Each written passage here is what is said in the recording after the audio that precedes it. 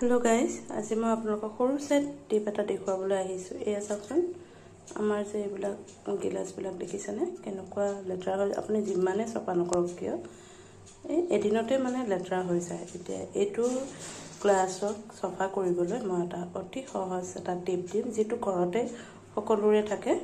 এতিয়া চাই থাকিবচোন মোৰ ভিডিওটো। এয়া মই লৈ লৈছো দুডোখৰ নেমু আৰু ইয়াত নিশ্চয় গম পাইছে নিমখ।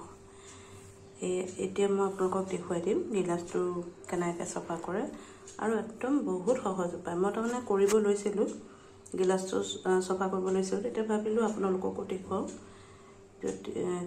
কি জানিবা আপোনালোকো অলপমান উপকৃত হ'ব পাৰে মোৰ এই ভিডিওটো চাই থাকিবচোন দেই। এয়া চাওকচোন, এতিয়া মই যিহেতু কেমেৰা ধৰা মানুহ নাই সেইকাৰণে মই এনেকৈ দেখুৱাব দিছোঁ। এয়া নেমুডোখৰ নিমখ অলপ লৈ এয়া ঘঁহি দিছোঁ, চাব চাই থাকিব। এয়া দেখিছেনে আপোনালোকে কি ধুনীয়াকৈ চফা হৈ গৈছে চাওক।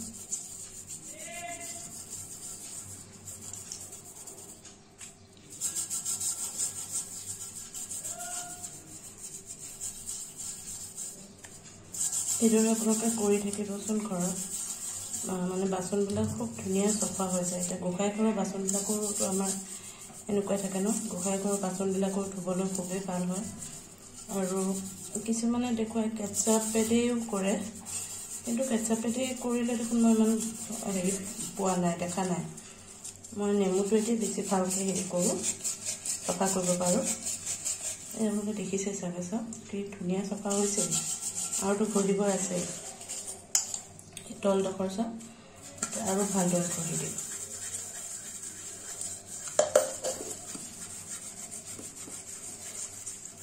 এয়া দেখিছেনে ধুনীয়া চফা হৈছে হয়নে? আপোনালোকৰ চকুৰ সন্মুখতে মই দেখুৱাই দিছোঁ।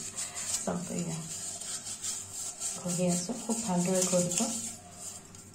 আৰু এয়া আমাৰ ভিতৰখিনি এতিয়া অলপ ঘঁহি দিম।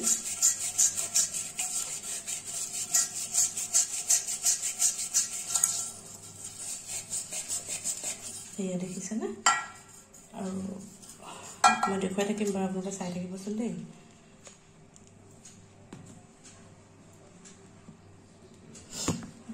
এয়া চাওক গিলাসটো একদম নতুনৰ নিচিনা হৈ গ'ল নে? চাওকচোন কি ধুনীয়া হৈছে দিছে। আৰু ইয়াৰ ভিতৰখন চাওক, এয়া এইফালে চাওক। এতিয়া এইটো কি কৰিব আপোনালোকে লগালগ এখন চফা শুকান কাপোৰেদি মুচি দিব, নহ'লে কি হয় পানীটো থাকিলে তাৰমানে গিলাসটোত দাগটো থাকি যায়। আৰু এইবিলাক গিলাস এনেই অকণমান কিবা এটা লাগিলেই দাগটো থাকে, যিহেতু লাগি ধৰে, সেইকাৰণে শুকান কাপোৰ দি ভালদৰে এনেকৈ মুচি দিবা।